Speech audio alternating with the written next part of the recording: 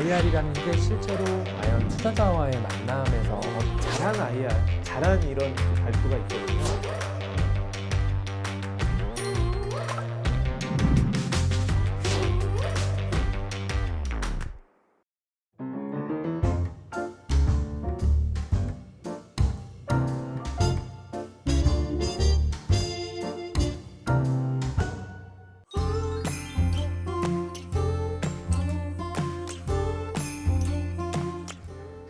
안녕하세요. 안녕하세요. 잘 지내셨나요? 네, 저요 뭐. 네. 지금 4회차신데 어떠세요? 벌써 4회차인가요? 네, 아, 예. 순식간에 한 달 한 달이 지나가고 재밌네요.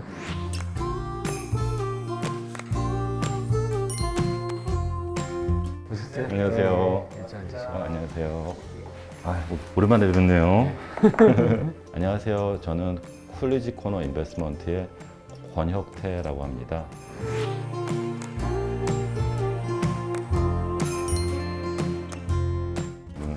안녕하세요. 네, 오셨어요? 안녕하십니까. 안녕하세요. 안녕하십니까. 예, 저는 블루포인트 파트너스 김용건이고요.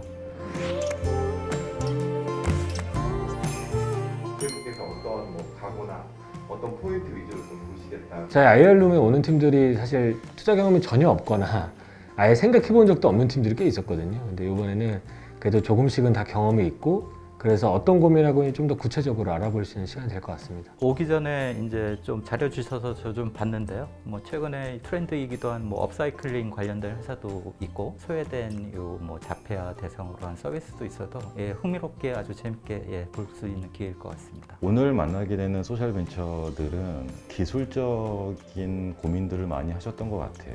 그런 기술적인 고민들이 얼마큼 더 널리 확장될 수 있는 가능성이 있는지 그 포인트를 집중적으로 볼 생각입니다. 네, 알겠습니다. 감사합니다. 네. 막 그러다가 안녕하세요. 네, 안녕하십니까. 여기 앉으시면 됩니다. 저희는 해양 폐기물 문제를 기술로 혁신해서 해결하고자 하는 네스파라고 하는 소셜 벤처이고요. 저희는 이러한 문제 해결을 통해서 해양 환경과 해양 생태계를 보존하고자 하고 있습니다. 해양 폐기물 게임 체인저 네스파에 대한 소개를 드리겠습니다.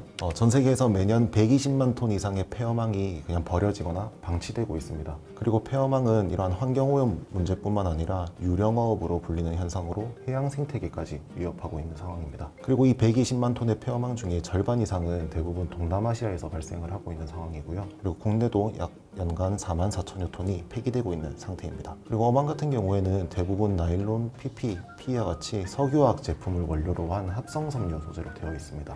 현재 시장에서는 섬유 쪽에서는 글로벌 빅바이어, 그 다음에 산업재에서는 글로벌 빅메이커에서 PCR 나일론, 즉 포스트 컨슈머 리사이클 나일론이라고 해서 그 소재에 대한 수요가 폭발적으로 증가하고 있는데요. 이러한 수요가 폭발적으로 증가하는 것에 대응해서 석유화학이나 섬유화학 기업에서는 재생 원재료, 나일론 원재료에 대한 수요가 급증하고 있습니다. 대량으로 확보할 수 있는 폐어망을 재활용하는 것이 지금 화두인데요. 하지만 폐어망은 PP, PE, 나일론들이 대부분 혼재되어 있어서 분리 선별의 어려움으로 인해서 원활하게 공급이 되지 않고 있는 상태입니다. 그래서 네스파는 이런 해양 환경 문제 그리고 나일론 소재의 공급 부족 사태를 해결하기 위해서 폐어망에서 나일론을 단일 소재로 완벽하게 선별하고 대량으로 추출하는 독자적인 기술과 설비를 갖추었습니다. 저희의 독자적인 기술 중에 크게 3가지 중요한 엣지 포인트가 있는데요. 저희는 근적외선 분광 분석을 활용해서 나일론이 섬유나 엔지니어링 플라스틱으로 활용되기 위해서 가장 중요한 나일론 6랑 더블 6를 선별할 수 있는 알고리즘을 탑재했습니다. 그래서 저희는 국내에서 발생하는 폐어망이 나일론 6인지 더블 6인지 선별을 거친 이후에 저희가 독자적으로 개발한 파쇄기를 통해서 연속적으로 마찰열이 안 생기고 어망들이 5mm 단위 이하로 파쇄될 수 있는 기술을 갖추었고요. 그 다음에 5mm 단위로 분쇄된 폐어망을 폴리머별 특성차를 이용해서 네스파는 검증된 기술을 기반으로 폐어망에서 추출된 재생 나일론을 판매하는 폴리머 사업과 그 다음에 해안가 지역의 폐기물을 관리하는 솔루션 사업을 추진하고 있습니다. 그리고 폐어망을 확보하기 위해서 자원순환에 관심이 있는 지자체와 공급 협력을 체결해 나가고 있고 지자체의 해양 폐기물 관리 통합 솔루션을 제공하는 체계로 고도화 단계에 있습니다. 그래서 저희는 선수요를 충족할 플랜트를 건립할 계획을 가지고 있습니다. 국내 폐업망 공급처가 인접한 부산광역시 자원순환단지 내에 알나일론 기준 월 240톤 생산 능력을 갖춘 플랜트를 구축하고자 합니다. 저희는 이렇게 양산 단계에서 나일론을 생산한 이후에 폐업망으로부터 고순도의 P와 PP를 추출해서 펠리타한 이후에 OBP 인증, 오션 바운드 플라스틱이라는 인증을 획득해서 전 세계로 저희 제품을 수출할 계획을 가지고 있고요. 끝으로 네스파의 소셜 미션은 고백 투 W인데요. 이 고백 투 W의 의미는 여태껏 방치되었던 해양 폐기물 문제를 정말 실효성 있게 해결해서 지속 가능하고 푸른 바다로 만들어 나간다는 의미를 가지고 있습니다. 네, 감사합니다. 해양 환경을 조금 더 개선해 보겠다라는 그 출발점은 되게 좋았던 것 같아요. 그리고 최근에 이제 뭐 폐어망이 큰 사회적인 이슈로 떠오르고 있는데 이제 거기서 시작한 점들은 굉장히 좋았는데 폐어망이라고 하는 그 원자재가 계속 생겨날지 아니면은 뭔가 다른 기술로 그 사회 문제가 없어질 수도 있는 거거든요. 이런 부분들이 조금 더 잘 전달되면은 더 큰 기업으로 성장할 수 있지 않을까라는 생각이 들고요. 언뜻 보면 이제 물리적인 분리만 생각이 들어서 과정 중에 어떤 공정이 좀 있는지 1차적으로 이제 폐어망들이 바다에서 혹은 어민분들이 사용하다 폐기되었을 때 눈으로 확인될 수 있는 어패류 같은 경우에는 저희가 폐어망을 수급할 단계부터 제거를 하도록 요청을 할 계획입니다. 그 계획을 가지고 저희가 수급을 하게 되면 일정 부분 매입을 하는 형태로 진행을 할 거고요. 근데 뭐 항상 저희가 얘기를 하는 것 중에 하나가 전체 비즈니스 성공, 그러니까 스타트업이 성공하는 조건이 그렇게 높지는 않다. 결국은 뭐 저희가 이제 5트리라고 얘기하는 뭐 기술, 그다음에 전략, 마케팅, 오퍼레이션 5가지 영역이 좀 골고루 밸런스 있어야 되는데 대개 이제 엔지니어 베이스 출신의 대표들이 겪는 거는 기술만 완성되면 이제 다 죽었어. 이제 끝이야. 뭐 이러는데 마케팅이나 오히려 시장 진입에 대한 전략, 이거를 되게 신경 쓰도록 처음부터 많이 얘기하고 있습니다. 이 방송을 들으시는 분들은 절대로 그렇게 하시면 안 됩니다. 미션을 가진 창업자분들한테는 공통적으로 왜 이 사업을 시작하셨는지에 대한 그 질문들을 하는데요. 꼭 이 사업이다에 대한 답변이 있으면 좀 말씀 부탁드릴게요. 리사이클, 재활용 원사를 사용한 의류 사업을 먼저 시작을 했었습니다.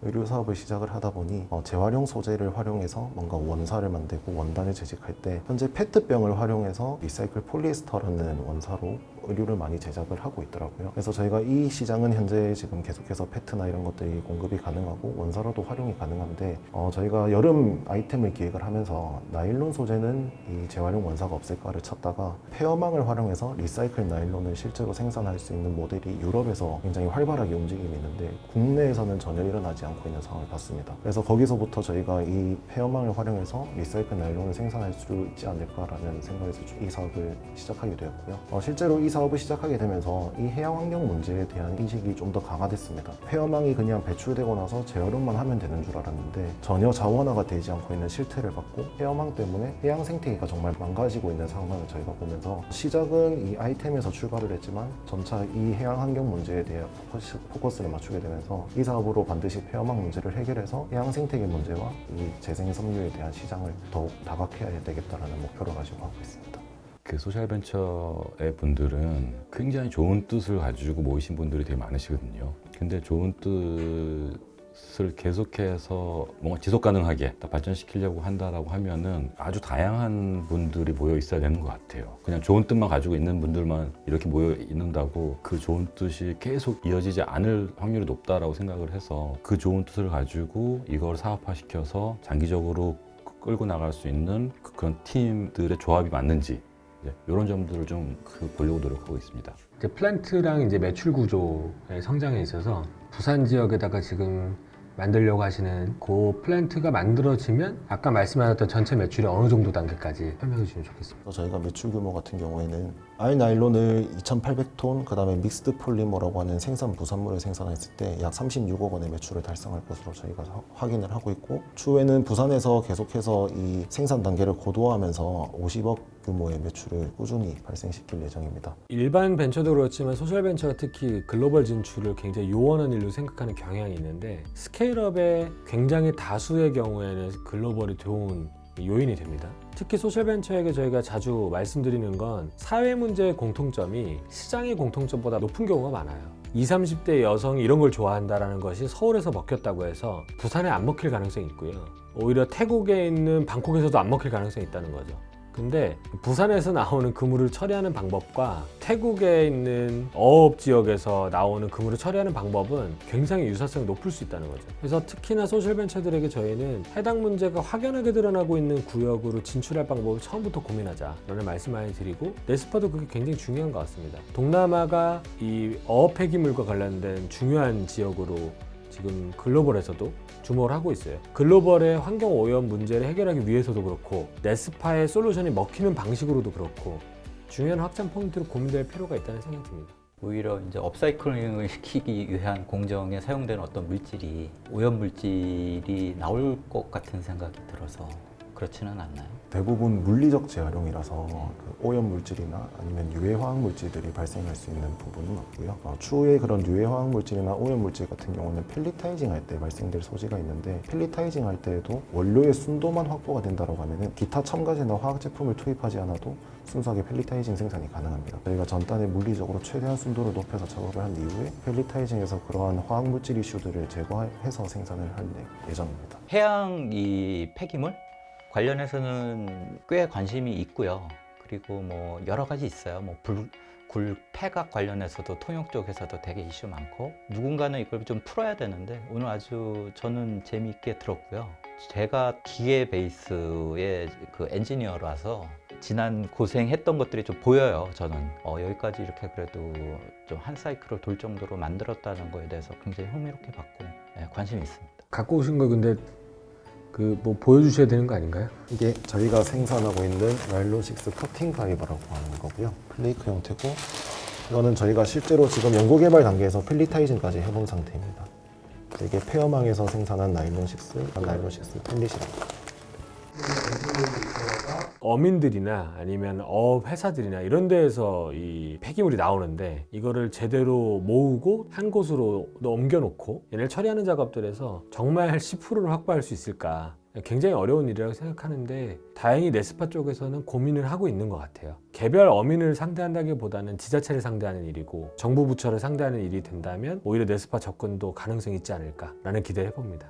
지금 중국이나 베트남 지역에서는 폐어망을 가지고 리사이클 나일론 커팅 파이버 이렇게 고순도로 생산해낼 수 있는 업체를 찾고 있는 상태입니다. 저희는 지금 이 양산 플랜트를 건립하는 거에 대해서는 자신이 있습니다. 왜냐하면 파일럿 플랜트를 해보고 약 8톤 가량의 샘플을 생산해 보면서 이 공정이나 양산 단계에 대한 준비는 됐다라고 확신을 하고 있고요.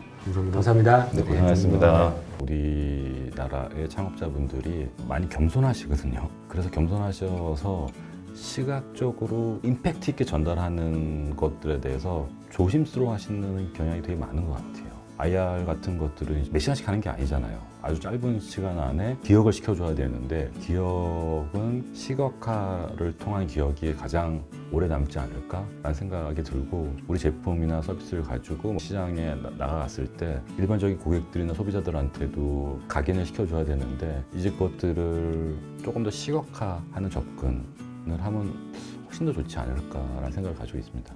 오늘 소백 IR 진행하면서 저희 회사를 좋은 투자자분들에게 소개할 수 있는 기회가 돼서 정말 좋았고요.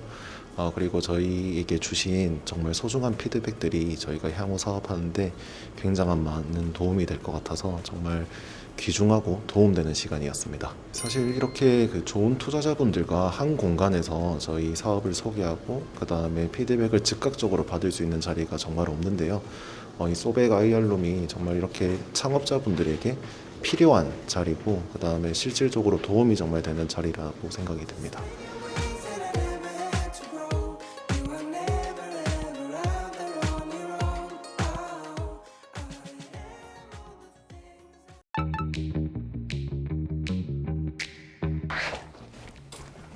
안녕하세요. 네, 안녕하세요. 안녕하세요. 세상 모든 발달 장애인을 꼭 안아드리겠습니다. 안녕하십니까? 발달 장애인에게 안정감을 주는 스마트 압박 조끼 허기를 개발하는 주식회사 돌봄드림의 대표 김지훈입니다.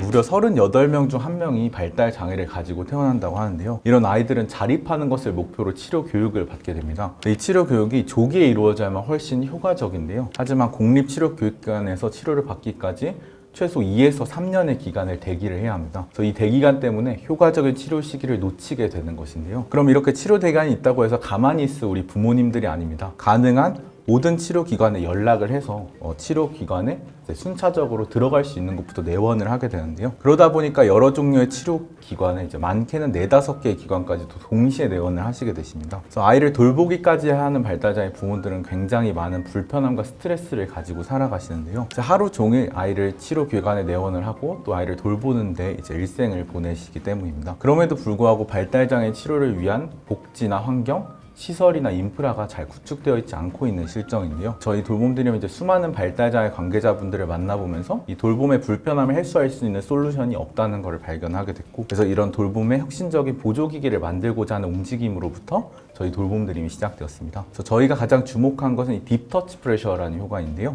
발달장애인의 신체에 적절한 압력을 가하면 부교감 신경을 자극해서 안정감을 주는 효과로, 쉽게 말해서 안아주는 듯한 느낌을 주는 것인데요. 여러 실험과 논문으로 이미 입증되어 있는 이 효과를 통해서 만든 조끼가 바로 저희 허기입니다. 허기는 이제 피부 전도와 심박수를 측정을 해서 이를 바탕으로 발달장애인의 스트레스와 감정 상태를 보여주고 또 이를 자동으로 작동하는 조끼인데요. 그래서 보시면 어플리케이션에서 유지 시간과 압력의 세계를 설정하고 작동을 시킬 수 있고, 내부에 있는 조끼가 이에 따라서 자동으로 작동하는 것을 그림으로 보여드렸습니다.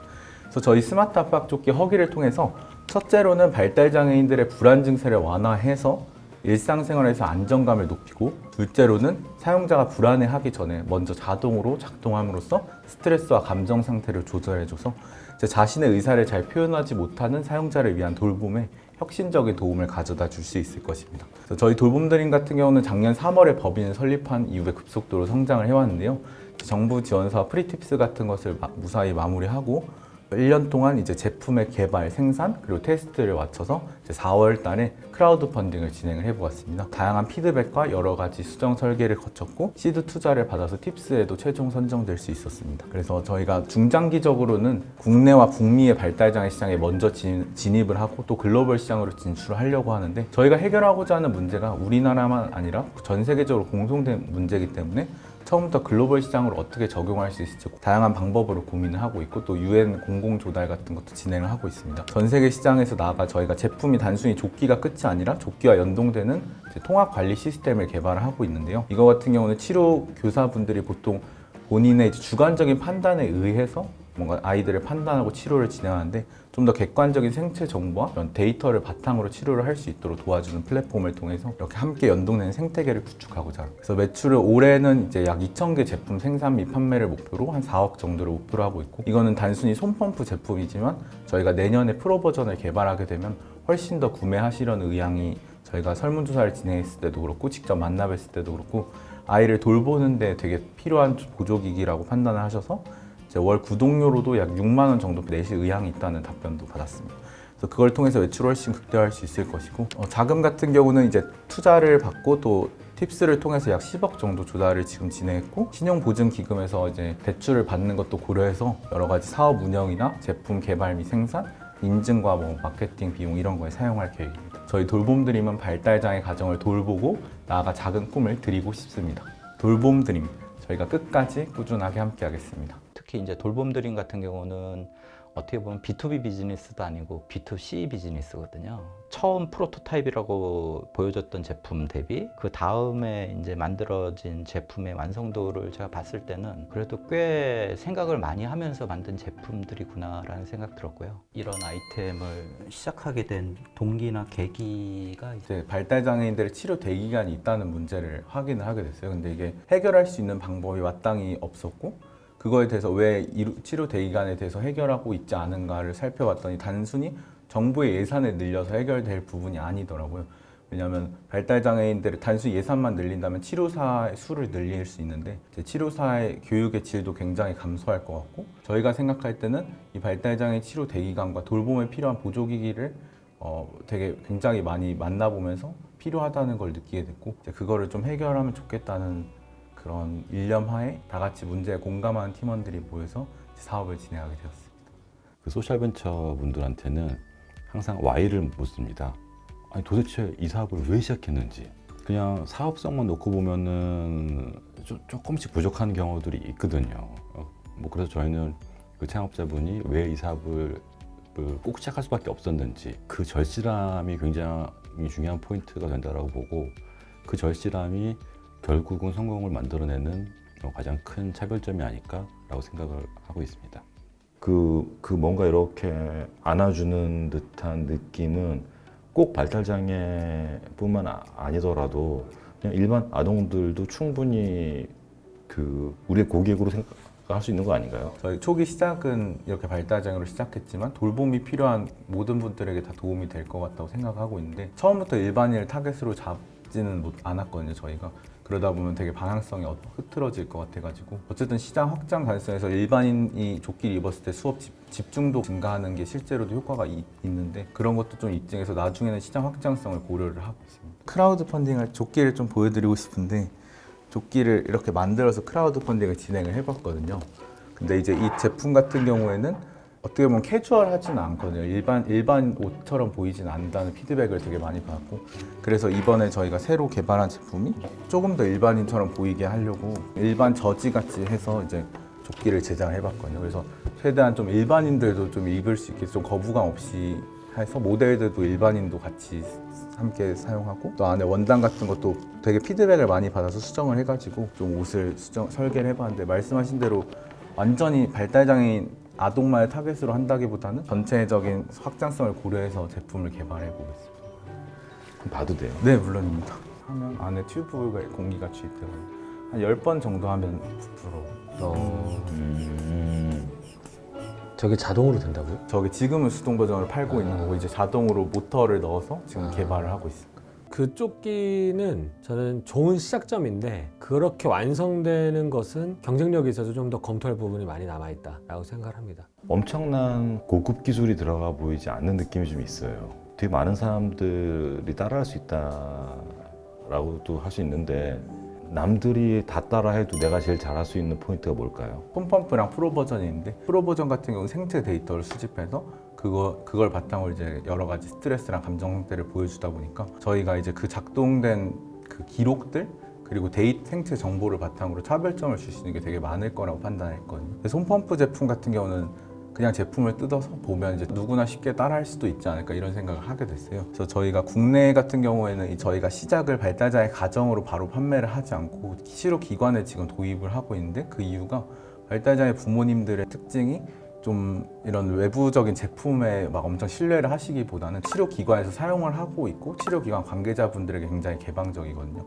그래서 이제 좀 이런 인지도와 신뢰도를 쌓기 위해서 치료기관에 먼저 진입을 한 거였고, 그래서 저희가 목표로 하는 것은 치료기관에 먼저 좀 이런 인프라랑 네트워크를 통해서 좀 먼저 선 진입을 한 후에 발달장애 가정으로 나아가려는 걸 목표로 하고 있고, 어쨌든 저희가 궁극적으로 판매하는 거는 허기 프로 버전이 될 것 같아서 데이터를 통해서 맞춤형 치료 교육이랑 뭐 초개인화 솔루션을 제공하는 걸 목표로 하고 있습니다. 이게 그 국내 생활보조기기에 등록이 가능한 품목인가요? 네, 저희가 생활보조기기 말고 장애인 보조기기가 있거든요. 그래서 장애인 보조기기에 지금 저희가 이제 처음에는 등록이 반려됐었는데, 이유가 이제 기존의 품목 분류 기준에 없어가지고 이 공기 압박 조끼가 최근에 7월 1일에 이제 보조기기 등록이 됐거든요.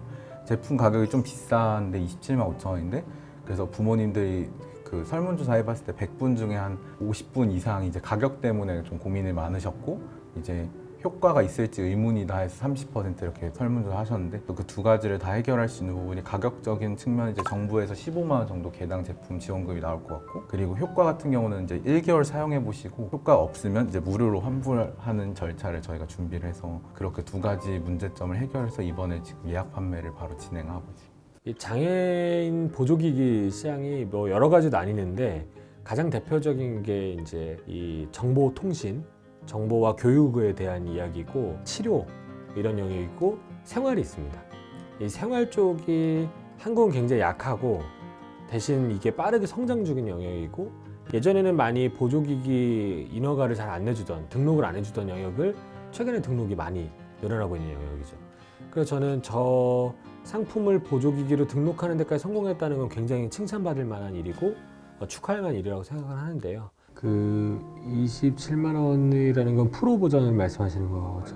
지금 손펌프 이 제품이 27만 5천 원인데, 이게 좀 치료기관 관계자분들의 이제 가격에 대해서 납득하시는 게, 해외에서 수입하거나 이런 조끼들이 굉장히 비싸서 경쟁사 제품들만 봐도 이제 30만 원, 70만 원 이렇게 하는 게 이제 그 원가 대비 이제 좀 가격을 훨씬 높게 책정을 했는데 저희도 이제 어쩔 수 없이 원가의 한 2배 정도 되는 가격을 책정을 해놓긴 했지만 정부 보조금이 이제 있다 보니까 그 부분에 대해서도 차별점이 될 것 같습니다. 그러니까 발달 장애는 다른 장애보다는 점점 늘어나고 있는 장애여서 그 시장이나 그 양상이 작다라고 얘기하는 조금 무리가 있어요. 발달 장애는 어려서부터 생기는 거고 평생을 가지고 살아야 되는 경우가 굉장히 많은 장애여서 한국에서의 발달 장애와 미국에서의 발달 장애 굉장히 공통점이 높습니다. 이 공통점을 가지고서 비즈니스라는 관점에서 보자면 발달 장애라는 특성은 성장하는 영역이고 또 전생애 주기에 걸친 영역이고 심지어는 전 세계적 공통점이 높은 장애 영역이기 때문에 그렇게 무의미한 시장이라고 보기 어렵다라는 게 제가 드릴 수 있는 말씀이고요. 해결하고자 하는 문제에 대한 진정성을 계속 끊임없이 검증하는 과정이라고 생각하고 IR 자리 이런 데에서 나와서 받는 피드백을 바탕으로 좀 더 세상에 나아가는 큰 소셜 벤처가 될 수 있도록 노력해 보겠습니다. 감사합니다. 시간 내주셔서 감사합니다. 되게 많은 말씀을 해주신 것 같아가지고 기억해야 될 게 너무 많은 것 같은데 저희가 보완해야 될 부분을 보완을 해야 될 것 같고 이제 해주신 조언 바탕으로 계속 수정해 나가 보겠습니다. 네, 우선은 너무 도움이 될 것 같고 그 저희 같은 경우에는 이 프로블럼이랑 솔루션에 대해서 계속 지속적으로 검증도 진행을 하고 있는 과정이고 또 전반적인 IR 자료에 대해서도 사업의 내용이 녹아들어 있기 때문에 그 부분에 대해서 조언을 받는 거다 보니까 이제 많은 분들이 되게 참여하면 엄청 큰 도움이 되실 수 있을 것 같고 큰 이야기까지 나눌 수 있었던 좋은 자리인 것 같습니다.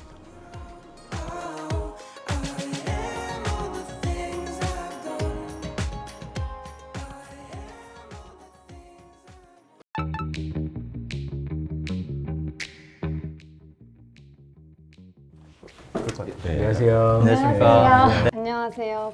폐 2차 전지 분리막 필름을 재활용하여 고기능 소재를 만드는 라이루트 대표 신민정입니다.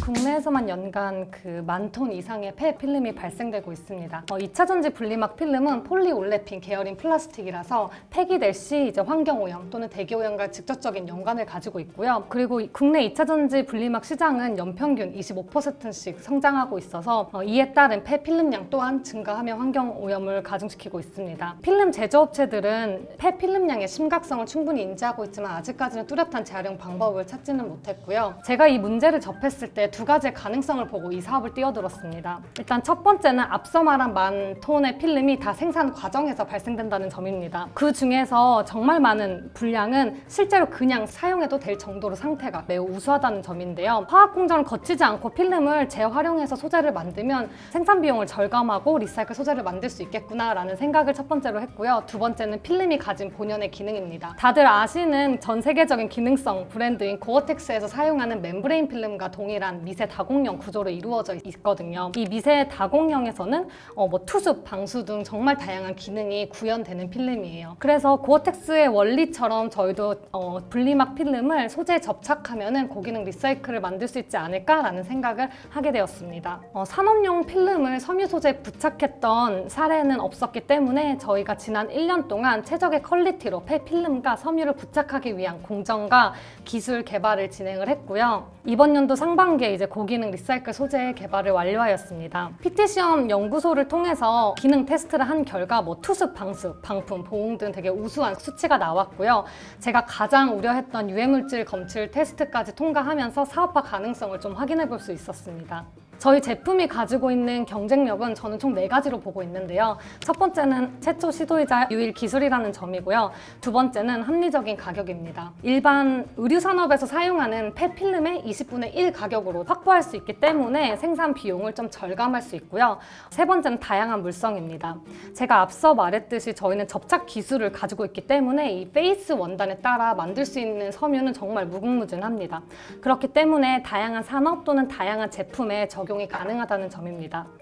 그리고 마지막은 안정적인 공급망입니다.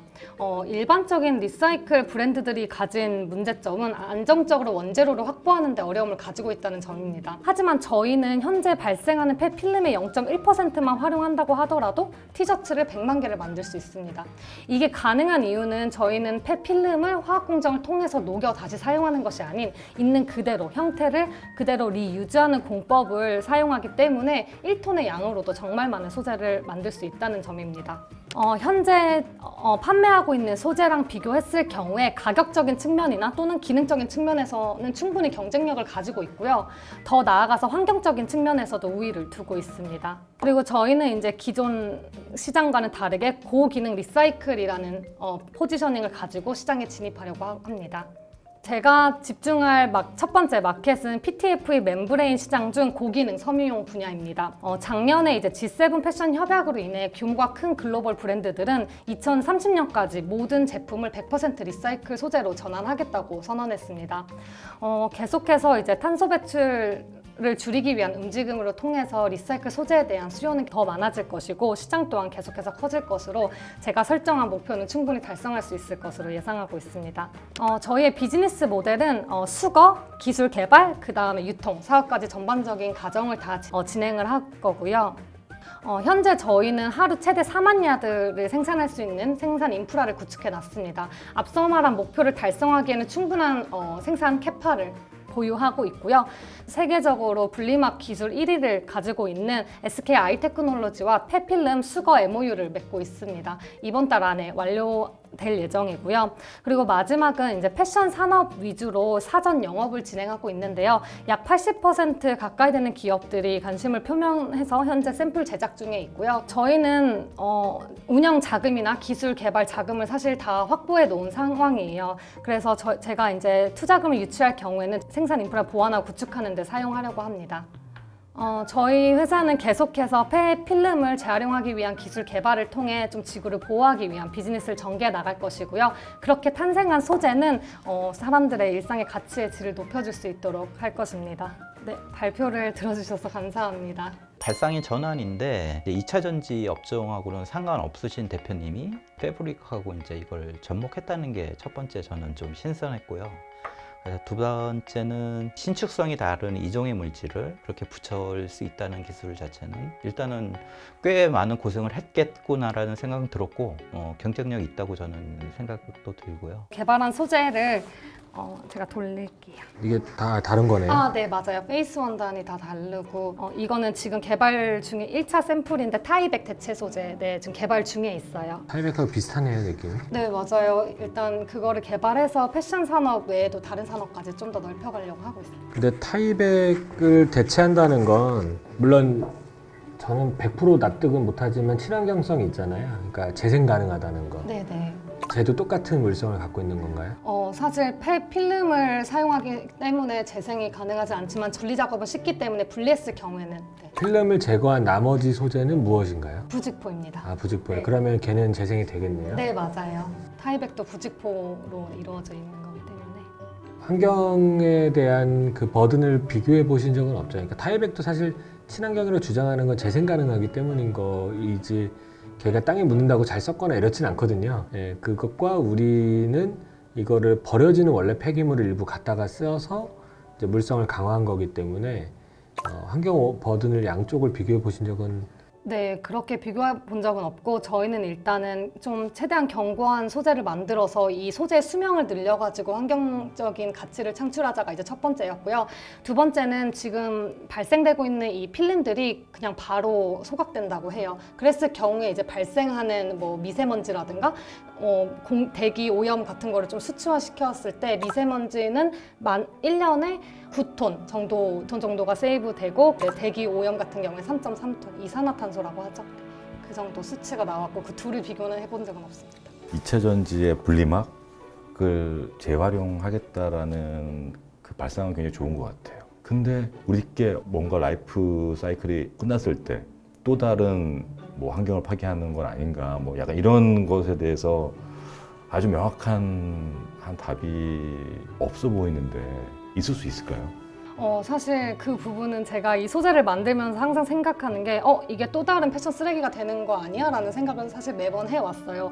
지금 제가 집중하는 건 일단 버려지는 필름을 활용해서 최대한 수명을 늘려서 버려지는 기간을 뒤로 늦추자. 그리고 최대한 견고한 소재를 만들어서 그 이상으로 사용할 수 있게 하자로 좀 하고 있고 저희가 이제 좀 여유가 있어진다고 하면은 이 두 개를 분리시켜가지고 재활용 가능하게 만드는 기술까지도 개발을 해야 되는 것 같습니다. 버려지는 그 재료를 재활용해서 뭐 새로운 생명을 불어넣는다. 여기까지는 되게 좋은 포인트인 것 같아요. 근데 좀 더 길게 생각해 보면은 우리께 버려졌을 때 또 사회적으로 어떤 환경을 미칠 수 있을 것이냐. 여기에 대한 것들은 좀 깊게 고민을 해야 될 포인트인 것 같거든요. 왜냐면은 우리는 뭔가 리사이클을 하는 기업인데 결국은 뭔가 안 좋은 결과들이 생기면 안 되잖아요. 그래서 약간 그런 포인트에 대해서 그 대표님이나 이제 그 팀들이 지금부터 조금 고민을 시작했으면 좋겠다라는 생각에서 말씀드렸습니다. 이게 가죽이나 면이나 이런 원단이 가지고 있는 그런 성질들이 있잖아요. 거기에 분리막을 더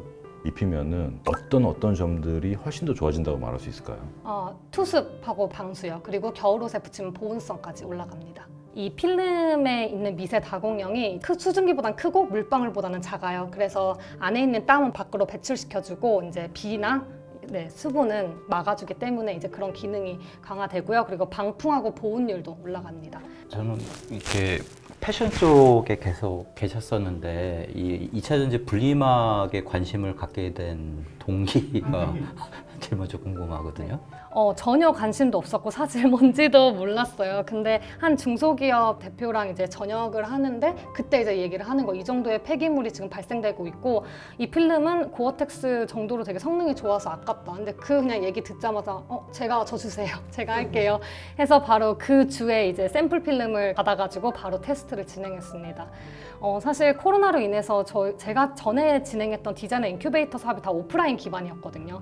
그래서 많은 사업이 좀 중단이 돼서 시간적 여유도 많았고 더 새로운 아이템을 좀 찾아볼 수 있는 그런 시간이 주어졌던 것 같아요. 그리고 그때 마침 소식을 들었고 정말 1초의 고민도 없이 그냥 일단 해보자 라고 해서 시작하게 됐습니다. 환경 분야에서 냉동식품들 배달될 때 이렇게 같이 오는 스티로폼 박스 있잖아요. 그거 엄청난 문제거리거든요. 우리가 가지고 있는 소재의 특성을 2중, 3중 정도만 해서 비슷한 또는 그거보다 훨씬 더 나은 효과를 낼 수만 있다라고 하면은 그 텐션이 약간 살아있는 것도 옷보다는 그냥 패키징의 소재로 들어가는 게 훨씬 더 나을 수도 있잖아요. 네네. 그죠? 과거에 패션 쪽에서 이렇게 경력들이 있으셔서 이제 1차적으로는 그쪽을 보고 계신 것 같은데 팀이 개발하신 뭐 소재 또는 제품에 대해서 저 자체가 가지는 핵심 역량이 뭔지를 내가 가진 백그라운드와 좀 분리해서 깊게 고민해 볼 필요가 있는 것 같아요. 그래야 갇히지 않고 아이디어를 낼 수 있거든요. 네네. 감사합니다. 일반적으로 뭐 창업팀들을 뭐 중심으로 보는데요. 창업팀들이 얼마나 큰 꿈과 비전을 가지고 있는지, 그리고 그 꿈과 비전을 실현하기 위해서 적절한 사람들이 모여 있는지 두 방향에서 가장 많이 보는 것 같아요. 저는 궁금한 게 이게 이제 뒤에 이중으로 붙기 때문에 원 소재가 갖는 신축성은 없어지잖아요. 맞아요. 그리고 밀차로 타겟하는 좀 세부적인 뭐 패션 쪽이라도 좋고 기능성 뭐 산악인 의류 쪽인지 뭐 어느 쪽을 주로 타겟하시고 계세요? 정말 너무 좋은 포인트인데요. 저희가 이 분리막을 처음 받았을 때 가장 고민이 됐던 게 일반 의류 산업에서 사용하는 거는 사방으로 텐션이 되기 때문에 그냥 소재를 그대로 다 이렇게 말려줘요. 근데 저희 거는 거의 플라스틱이랑처럼 단단하거든요. 그래서 이거를 소재랑 붙였을 때 확실히 그 드레이프성을 가지기가 어렵더라고요. 그래서 저희는 그럼 좀 두툼한 원단에 부착을 해가지고 그 드레이프성을 살리자라고 해서 1차로 만든 원단들은 보시다시피 코트 또는 아웃도어 후리스 이런 쪽으로 좀 만들고 있습니다.